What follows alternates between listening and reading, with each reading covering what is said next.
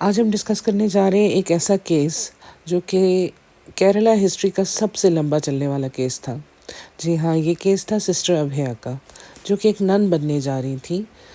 21 سالہ ابھیا، جو کہ بہت زیادہ محنتی اور بہت زیادہ سویٹ اور بہت ہی اچھی طبیعت کی مالک، کسی بھی اور نن کی طرح وہ بھی کانوینٹ میں ہاسٹل میں رہنے آئی تھی.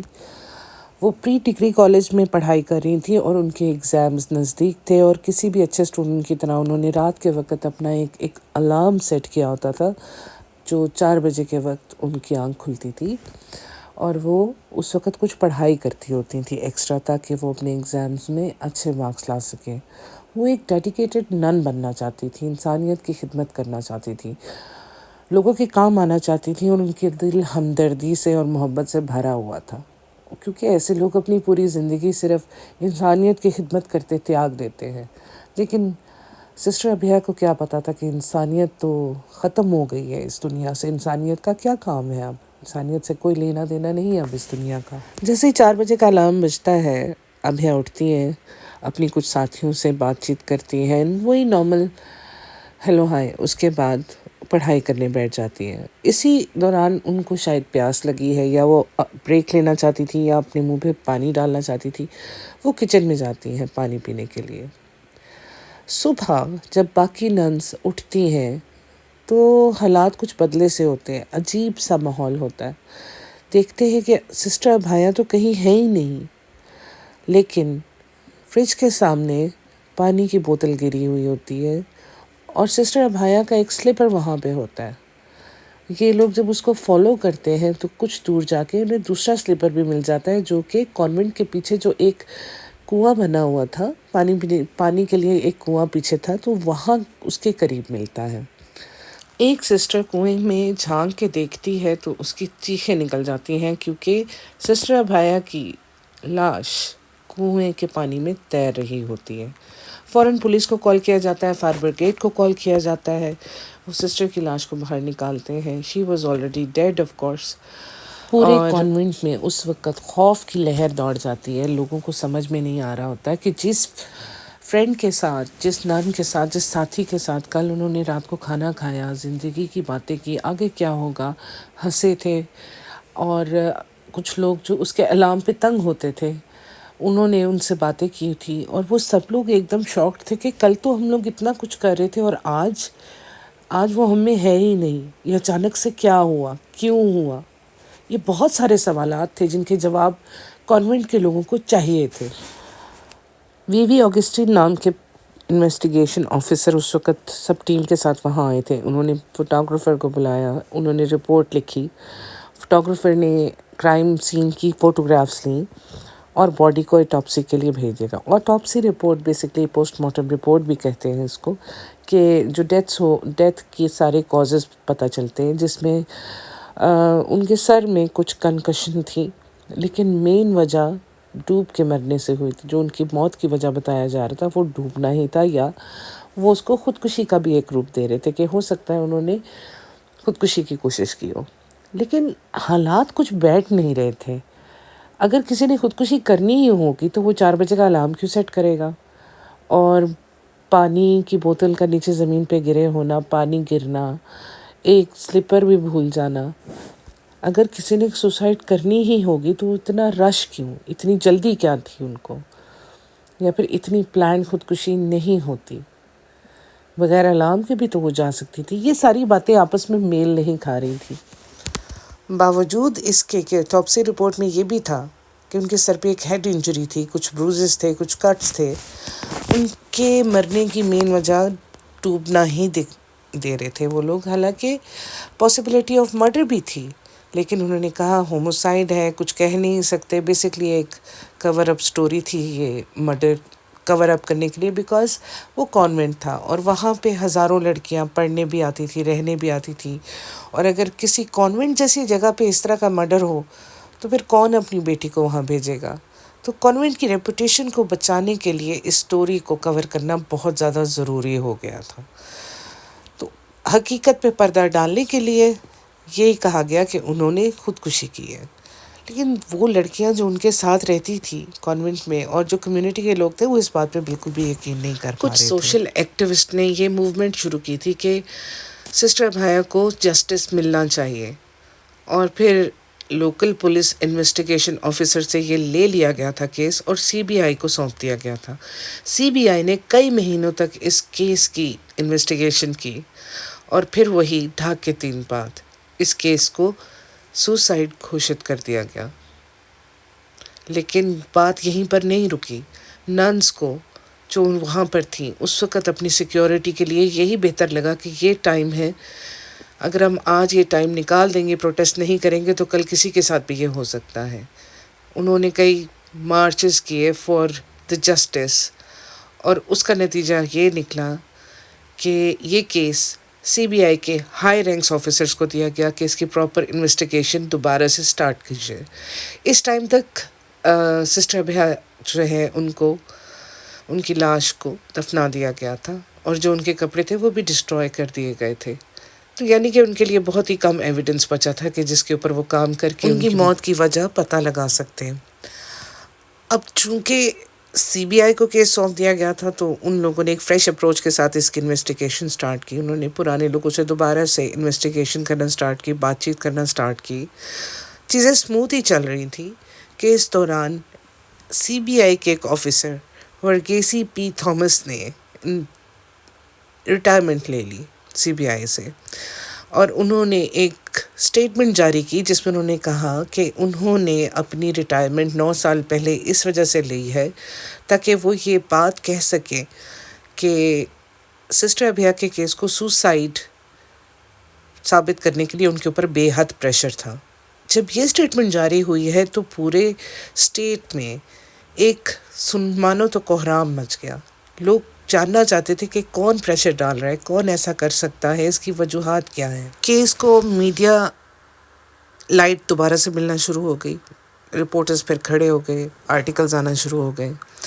سی بی آئی نے اپنا کام جاری رکھا، لیکن کیونکہ ان کے پاس زیادہ پروف نہیں بچا تھا، کیونکہ ان کی ابھیا کی ڈیتھ کو اتنا ٹائم گزر چکا تھا، وہ کوشش کرتے رہے. انہوں نے ایک ڈمی ڈال بنائی جس کا سائز اور ویٹ سسٹر ابھیا کے برابر ہی تھا، اور کافی ڈمی ٹیسٹ انہوں نے کیے کہ کس طرح سے ان کو ویل میں گری تھی، کہاں کہاں چوٹ لگ سکتی تھی، اور اس کو ریئل ایٹاپسی رپورٹس کے ساتھ کمپیئر کرتے رہے. لیکن جب ان کے پاس اتنا کوئی ایویڈنس تھا ہی نہیں تو وہ کیسے پتہ کرتے کہ سب کچھ کیا ہوا.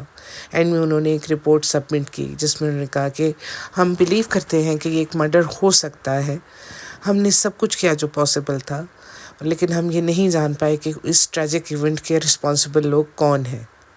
Despite all their efforts, we couldn't get any solid results. Crime branch کے ہائر آفیشلز نے اس رپورٹ کو فوراً ریجیکٹ کر دیا.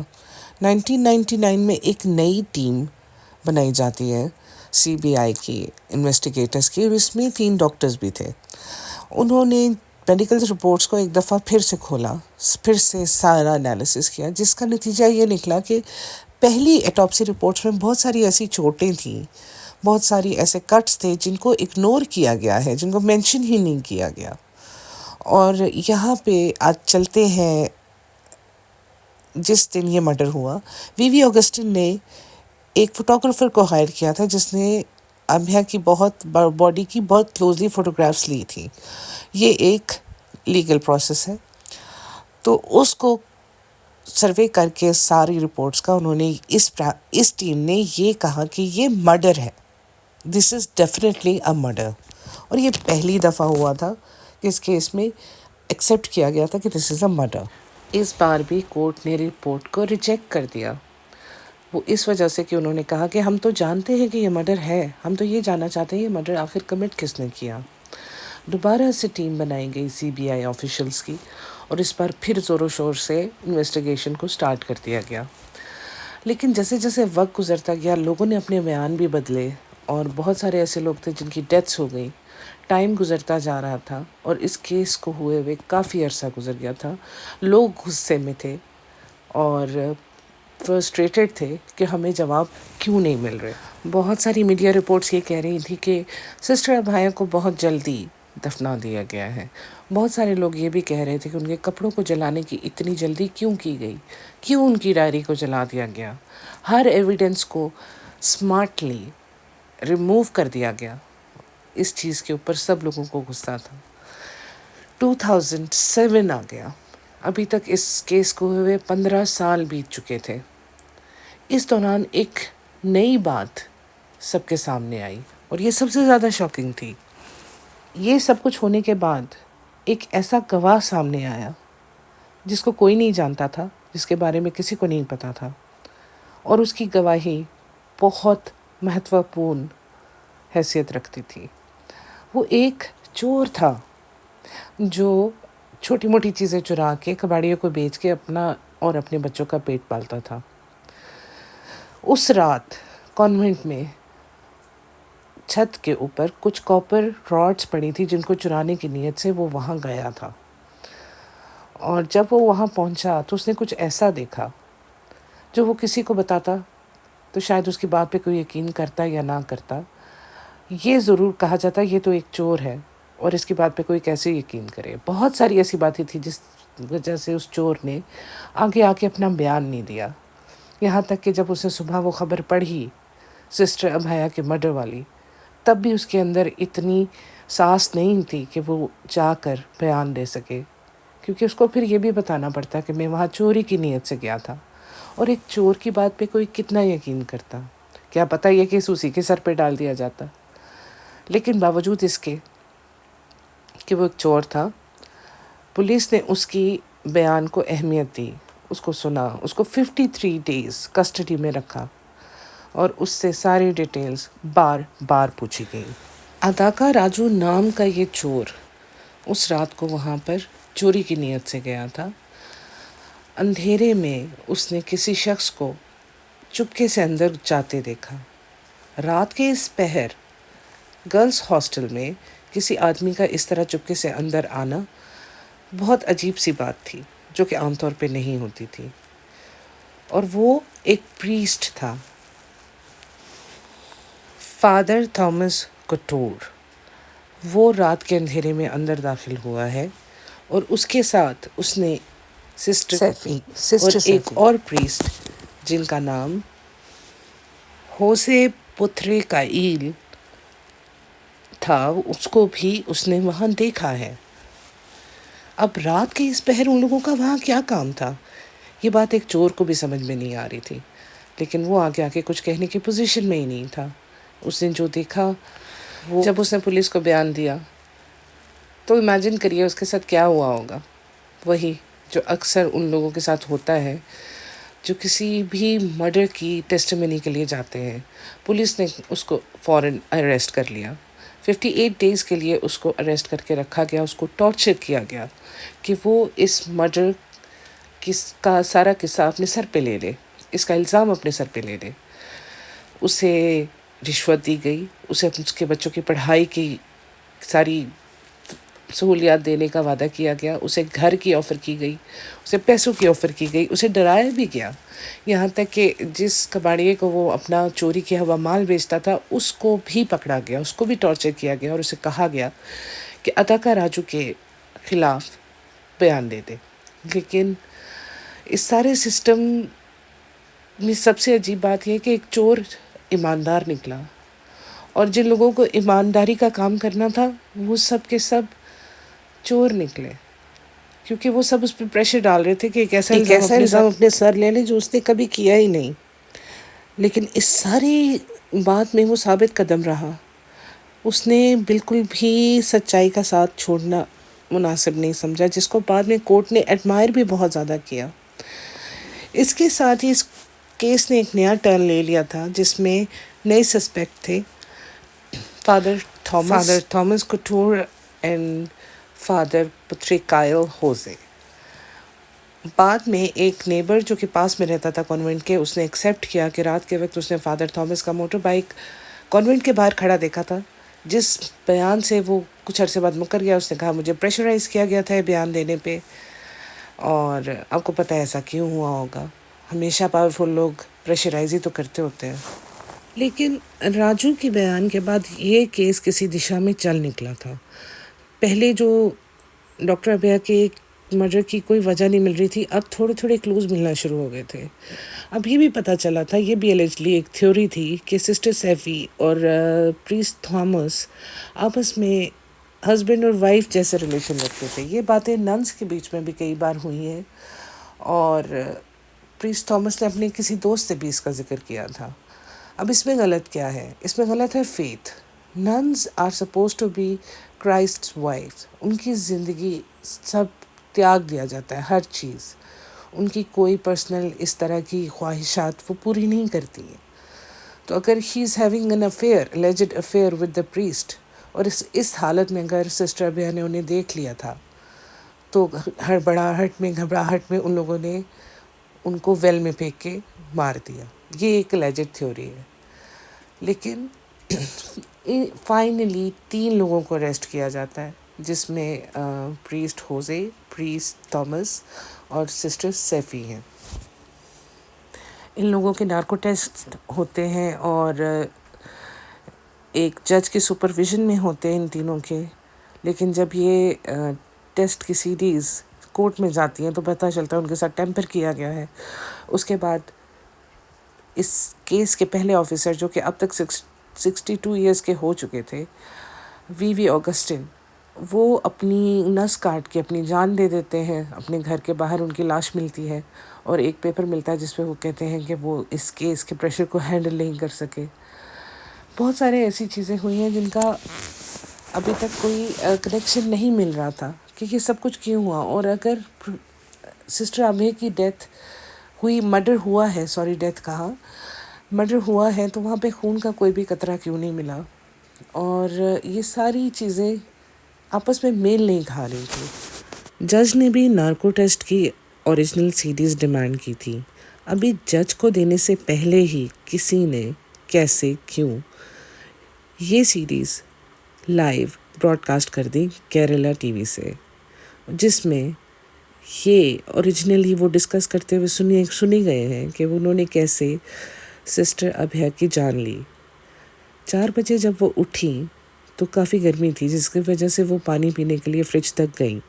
انہیں کچھ آوازیں آئیں کچن سے، اور جب وہ کچن میں گئیں تو فادر کٹور، فادر ہوسے اور sister Saifi was in a compromising situation. اور جب انہوں نے ان کو دیکھا تو وہ ہڑبڑا گئے، اور پاس ایک کلہاڑی پڑی تھی جس کا وار سسٹر سیفی نے سسٹر ابھے کے سر پہ کیا، جو کہ بعد میں ان کے پوسٹ مارٹم میں بھی آیا ہے. اور اس کے بعد وہ ان کو گھسیٹتے ہوئے ویل میں لے گئے اور وہیں پہ ان کو اندر پھینک دیا. یعنی کہ جب ان کو پھینکا گیا وہ زندہ تھیں، اور پھر ان کی ڈیتھ ڈوبنے سے ہوئی. تو اس طرح سے یہ مرڈر کمٹ کیا گیا. بعد میں بہت ساری الگ الگ تھیوریز بھی آئی ہیں. اب ریئل میں یہ ایسا ہی ہوا ہے، اس کا کوئی سالڈ پروف تو نہیں ہے. لیکن سسٹر سیفی، فادر تھامس کو تو جیل ہوئی، لیکن فادر ہوزے کو بیل مل گئی. ابھی بھی یہ کیس پوری طرح سے سالو نہیں کیا گیا. یہاں تک کہ سسٹر ابھیا کے پیرنٹس کی جان جا چکی ہے، وہ اب اس دنیا میں نہیں ہے. وہ جانے بغیر کہ ان کی بیٹی کے ساتھ کیا ہوا اس دنیا سے چلے گئے. لیکن یہ وہ کیس ہے جو سب سے زیادہ کیرلا ہسٹری کا لمبا کیس، مرڈر کیس ہے. اس کیس کے سب سے بڑا ہیرو ہے راجو ادیکر، جس نے سارے پریشرز کے باوجود بھی اپنی سچائی پہ ٹس سے مس نہ ہونے کی قسم کھائی ہوئی تھی. اگر وہ سامنے نہ آتا تو کبھی بھی یہ کیس سالو نہ ہوتا. اور سیکنڈ نمبر پہ وہ جج جو کنٹینیوسلی CBI انویسٹیگیٹنگ ٹیم کی رپورٹس کو کینسل کرتا رہا، ریجیکٹ کرتا رہا، اور کہا ہمیں بتائیے کہ کس نے یہ مرڈر کمٹ کیا ہے. اب ایک اور ٹیسٹومنی جو اس نیبر نے کی تھی کہ پریسٹ تھامس کی موٹر بائک اس نے چرچ کے باہر دیکھی تھی، وہ بھی ایک کلو ہے کہ may be it was between sister Sephy and priest Thomas. لیکن ایک بات جو مجھے یہاں پہ کرنی ہے کہ اگر کسی کو بھی کوئی بات بھی کسی بھی مرڈر کیس کے بارے میں پتہ ہو تو بالکل نہیں چھپانی چاہیے. چاہے آپ کتنی بھی کمپرومائزنگ سچویشن میں آ جائیں.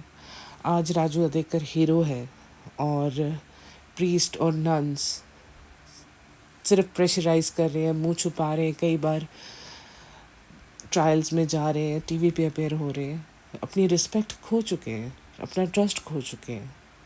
لیکن اگر آپ سچ جانتے ہو تو آپ کو سچ پیچھے نہیں رکھنا چاہیے, اپنا آگے بتاؤ جو بھی آپ جانتے ہو, کیونکہ جسٹس ہونا چاہیے. اور کسی کے جسٹس کے راستے میں آؤ گے تو آپ کو بھی سکون نہیں ملے گا. آپ کو آج کی اسٹوری اچھی لگی تو لائک کیجیے گا, کامنٹ کیجیے گا, اور اگر آپ کو پسند آیا تو میں نیکسٹ ٹائم بھی کسی اور اسٹوری کے ساتھ, ریئل لائف اسٹوری کے ساتھ آپ کو سے ملنے آؤں گی. Take care, bye bye.